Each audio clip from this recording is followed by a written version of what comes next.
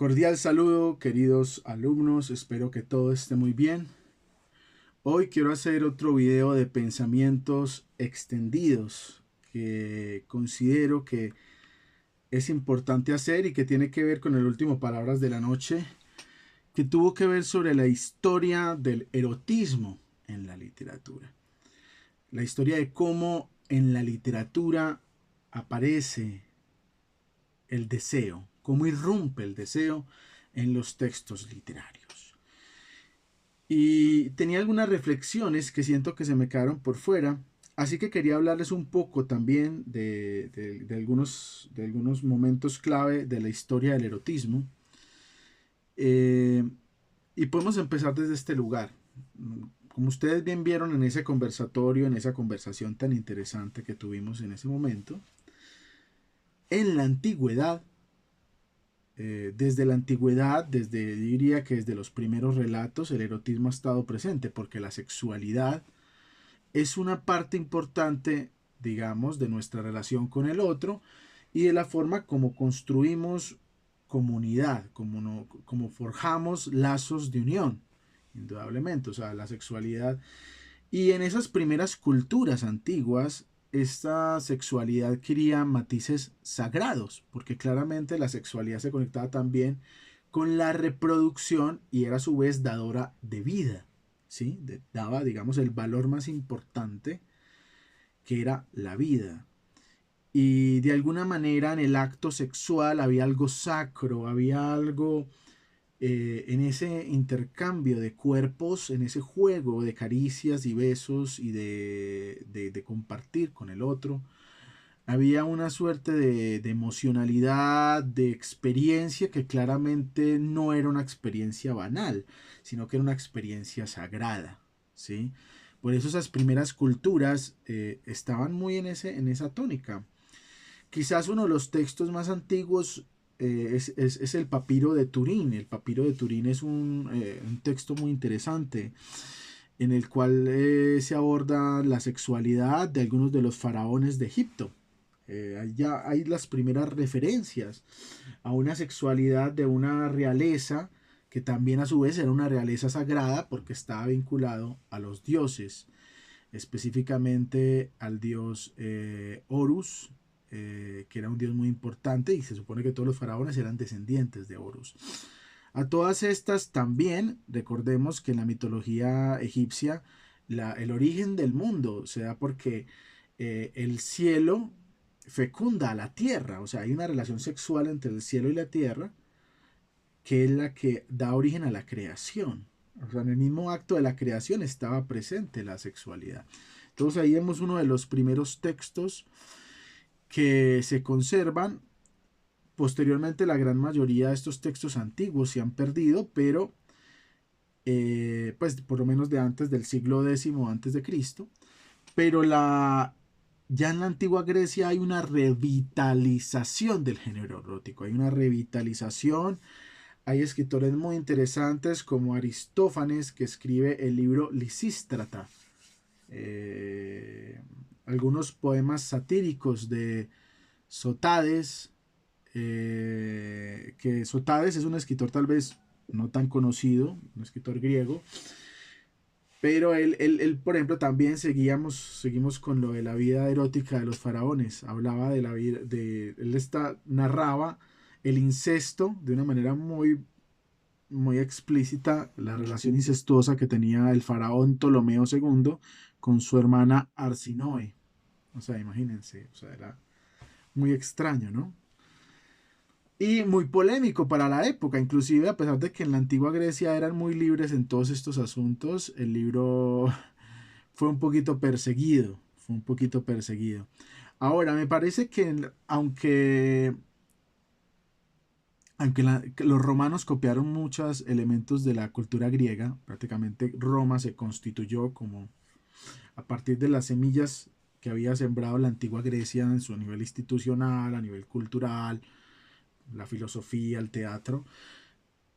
Los romanos fueron mucho más originales. Uno de los campos en los que Roma fue muy original fue en el campo de la literatura erótica. Yo creo que en eso superaron enormemente a los griegos. Y hubo grandes escritores romanos que se abocaron a escribir textos eróticos, Marcial, Juvenal, Catulo, Horacio, pero quizás el más conocido es el de Ovidio, El arte de amar. El arte de amar, que es bellísimo. El arte de amar es un texto de poesía erótica, ni el bellísimo, que en su momento, digamos que en esa moral que desde el emperador Augusto quería volver a unos valores y una moral, a él le horrorizó ese libro. Y recordemos que Ovidio va a terminar expulsado bueno, él también era muy amigo de la hija de Augusto y era amigo de Julia y por confraternizar con ella y por ayudarle en muchas de sus locuras, termina exiliado al norte del Mar Negro, ¿no? En un pueblo por allá perdido de Dios. Pero el arte de amar es una es un libro poético y narrativo que, digamos, un tratado sobre el amor y sobre la sexualidad increíble en la antigua Roma. Y yo creo que todos deberíamos leerlo porque tiene unas imágenes bellísimas. El arte de amar de Ovidio es un libro revolucionario que quizás no se le dio tanta relevancia como en su momento. Hoy es uno de los clásicos de la literatura y sigue siendo un libro muy bueno. En el siglo IV apareció otro texto que es el Kama Sutra en la India, que pues nosotros, la gente lo ve y lo percibe, o los jóvenes se meten escondidas a las bibliotecas a intentar leer el Kama Sutra escondido para ver esas diferentes posiciones y ver cuál pueden ensayar y todo eso.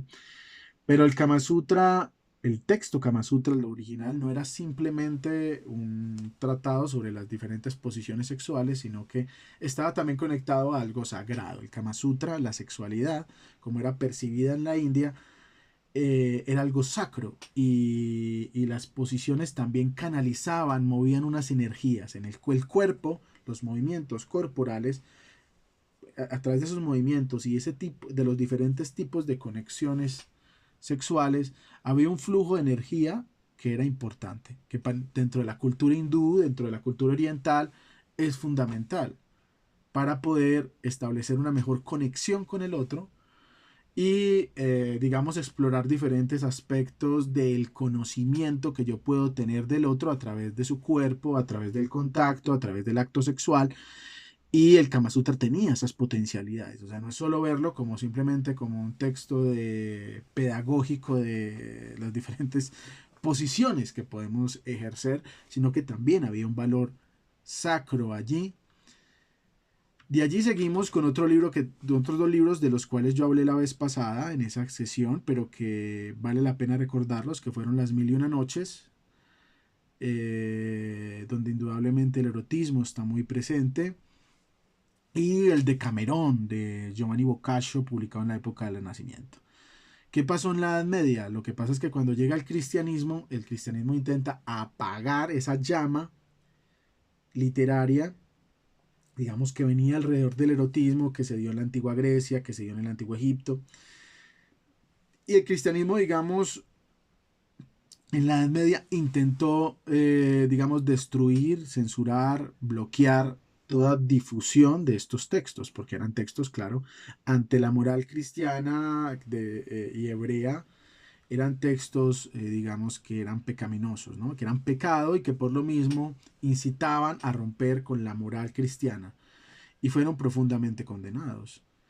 Tengamos en cuenta que en muchos textos de estos textos antiguos también había mucha, no solo en la antigua Grecia, por ejemplo, y en Roma, había mucho, no había solo erotismo heterosexual, sino que había también erotismo homosexual, había erotismo, había muchos tipos de erotismo que definitivamente no eran, digamos, los que precisamente la iglesia quería que se distribuyeran. Entonces en la Edad Media fueron muy perseguidos este tipo de textos y el erotismo pasó a otro campo que fue al plano de ciertos poetas y que lo vamos a ver también en inicios del Renacimiento en ciertos poetas y escritores españoles del siglo XVI y XVII, más místico, ¿no?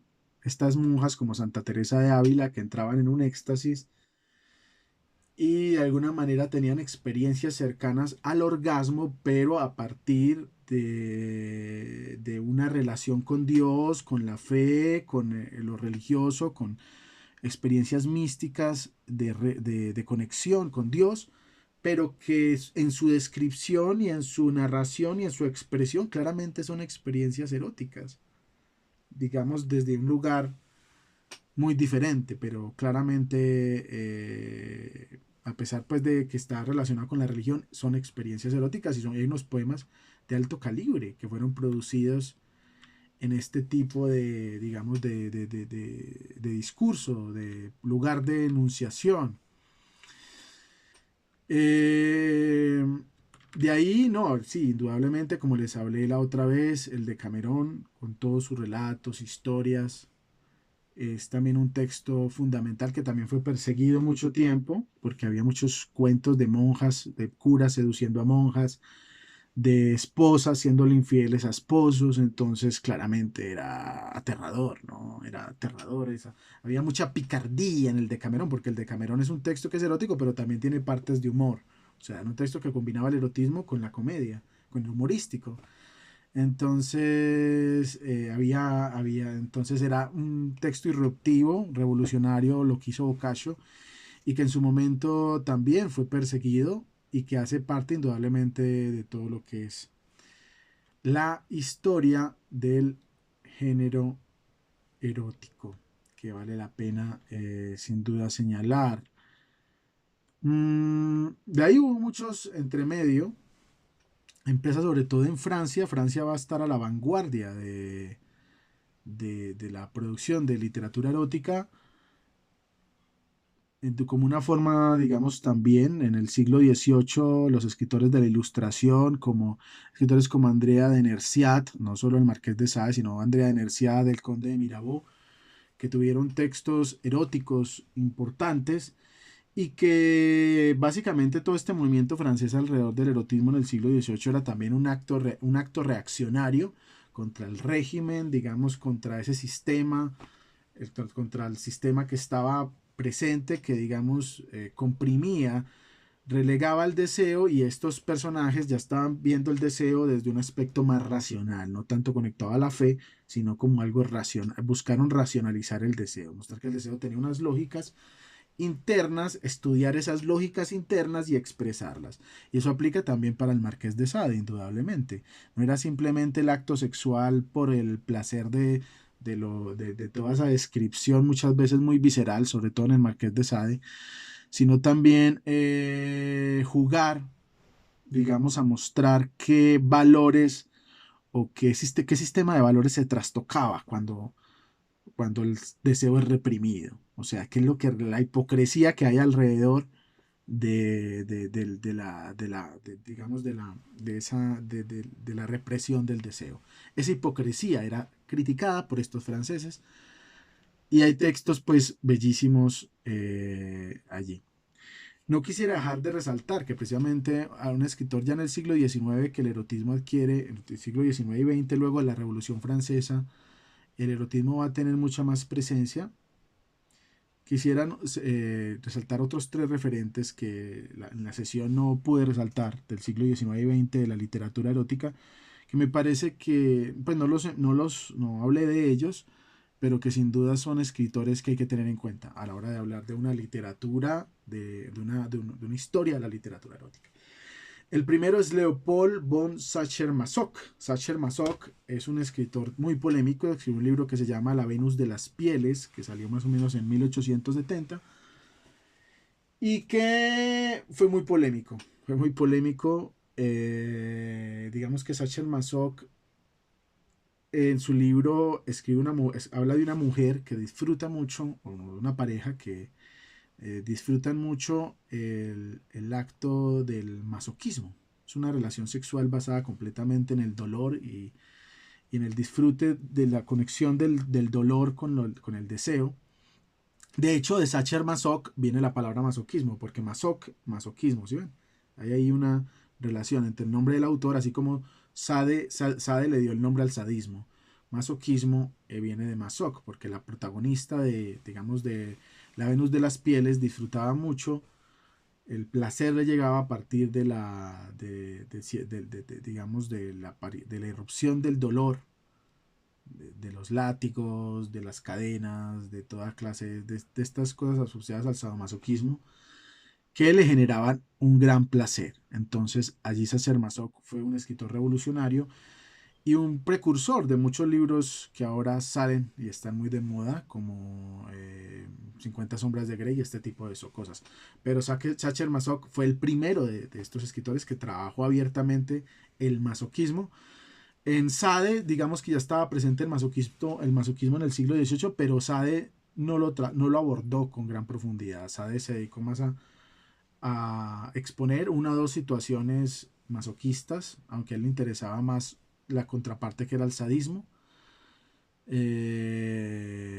Pero no, los personajes de Sade tienden, por ejemplo, un personaje como Justin tiende a sufrir mucho, no es un personaje que disfrute lo que está pasando, mientras que en Sacher-Masoch si hay un disfrute, un goce alrededor del dolor, entonces Sacher-Masoch es un precursor de este tipo de literatura.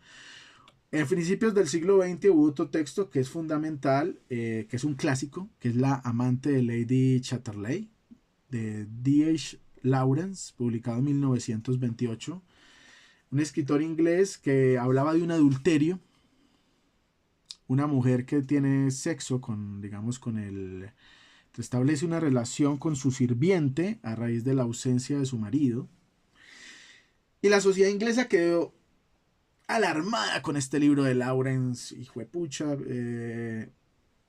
porque este marido que se iba en la Primera Guerra Mundial a batallar para defender a Inglaterra, mientras estaba batallando, la esposa le estaba montando los cuernos. Entonces estaban así alarmados, que eran ese tipo de valores que se estaban predicando en este tipo de libros. Y el libro de Lawrence fue completamente perseguido. Por mucho tiempo fue perseguido, fue prohibido en muchas partes y fue polémico. El amante de Lady Chatterley, pero es de un erotismo bellísimo. Y Lawrence tiene unas imágenes poéticas increíbles. A nivel narrativo, Lawrence es para mí con uno de los grandes escritores. Y bueno, después vino Henry Miller, que digamos que más que erótico, aunque tiene un trabajo con el erotismo, es más una literatura en cierto modo más pornográfica, muy visceral en relación con todo lo que se venía haciendo. Y Miller, como les conté la clase pasada pues en ese encuentro, en Trópico de Cáncer y Trópico de Capricornio y otros libros más, fue muy visceral en la descripción de la sexualidad y por eso fue también muy disruptivo, ¿no? Digamos que todavía en Lawrence y en escritores anteriores había cierto manejo poético de la descripción de las escenas eróticas, pero aquí ya es completamente visceral, entonces chocó mucho. Pero también era una crítica que hacía Miller a la sociedad norteamericana y a esa hipocresía que había detrás del deseo. Y no dejo quisiera cerrar con otro escritor que tampoco abordé, que es Georges Bataille. Georges Bataille es un escritor francés que escribió la historia del ojo, y es un libro de puro voyerismo, ¿no?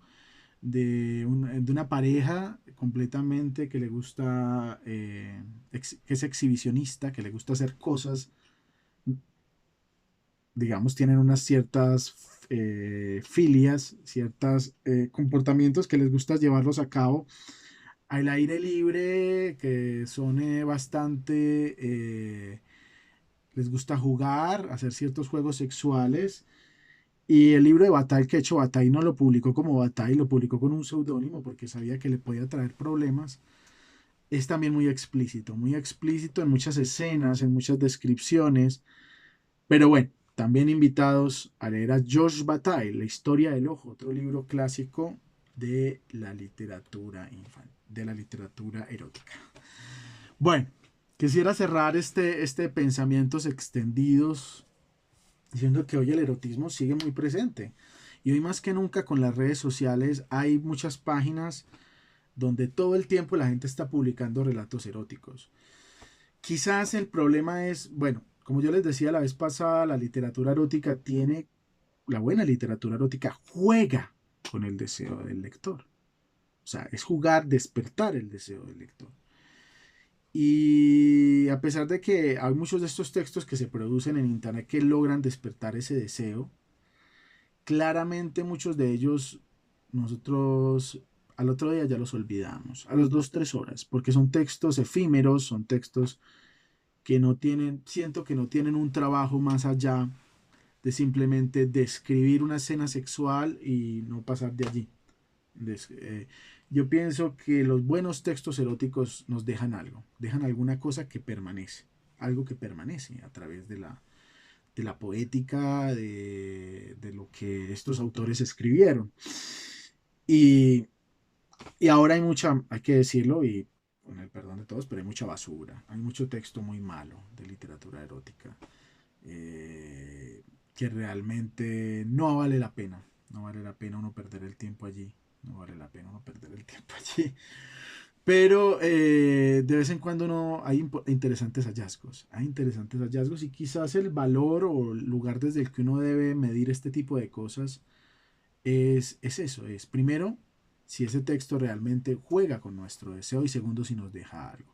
Qué bonito que hoy los escritores, que muchos escritores intenten retornar a ese origen primigenio del erotismo, recuperar un poco de ese valor sacro que tenían esos primeros textos eróticos y romper un poco con la banalidad. Yo creo que eso es bonito y eso tal vez se ha ido perdiendo cada vez más. Sobre todo con cierta literatura norteamericana influenciada por Miller, por Bukowski, pero ya hay una necesidad, yo pienso yo, ya ese tipo de literatura pornográfica también tiene un desgaste. Ojalá pudiéramos retornar a esa literatura erótica auténtica que, digamos, muestra la sexualidad desde otro lugar, digamos, que que rompa con la banalidad y que recupere algo de ese elemento sagrado que estaba en las culturas antiguas. Yo creo que eso es importante y no hay que ser tampoco muy poeta o usar muchas metáforas e imágenes literarias para recuperar la sacralidad de la sexualidad. No es necesario tampoco, uno puede escribir desde la experiencia algo narrativo, pero sí es recuperar esa idea de que lo que hay allí no es un simple intercambio de fluidos, sino que hay un rompimiento con hay algo que se abre a partir del deseo, hay una puerta que se abre a partir del deseo, una puerta en la que confluyen los cuerpos, en la que confluye la mente, en la que confluye el deseo, en la que confluye la experiencia, en la que confluye todos nuestros sentidos y que siempre vale la pena, digamos, narrarla, siempre vale la pena visibilizarla, siempre vale la pena describirla y tomarse el tiempo y jugar con eso. Jugar, juguemos. El juego es un elemento sagrado también. El erotismo debe recuperar también un poco eso, el juego. El juego. Y bueno, esa es un poco mis pensamientos extendidos sobre el erotismo. Espero que les haya gustado. Uno siempre siente que le quedan ideas por reflexiones, autores, por hablar. Y espero y nos vemos en una próxima Palabras de la Noche.